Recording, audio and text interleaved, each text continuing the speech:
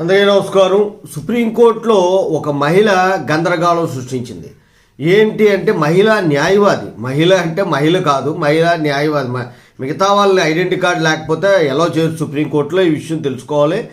ఈ విషయమే సుప్రీంకోర్టులో గందరగోళం జరిగింది. ఏంటి అంటే ఒక మహిళా న్యాయవాది గందరగోళం సృష్టించగా ఒక్కసారిగా ఉద్రిక్తత ఏర్పడింది. పదే పదే అంతరాయం కల్పించడం, ఆమెను తీసుకెళ్ళి బయటికి తీసుకెళ్లే పరిస్థితి వచ్చింది. పరిస్థితి ఒకసారిగా ఉధృతి జరిగింది. ఏంటి, సిబ్బంది వెంటనే ఆమెని బయటికి తీసుకెళ్లారు. ఏ సందర్భంగా జరిగిందంటే, ఒక ధర్మాసనం ఒక ఇంపార్టెంట్ కేసుని విచారణ జరుపుతున్న సందర్భంలో నా కేసుని వెంటనే విచారణ జరపాలని ఆమెను పదే పదే కోరింది.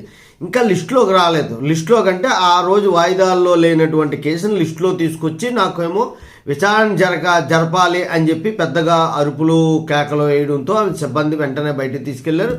ఈ రకమైనటువంటి పరిస్థితి కోర్టులో ఏ కోర్టులోని సరిగ్గా కాదు. ఆ రోజు వాయిదా లేకపోతే అడ్వాన్స్ పిటిషన్ అని చెప్పి సిబిసిలో ఒక ప్రత్యేకమైన ఇచ్చారు, సివిల్ రూల్స్ ఆఫ్ ప్రాక్టీస్లో.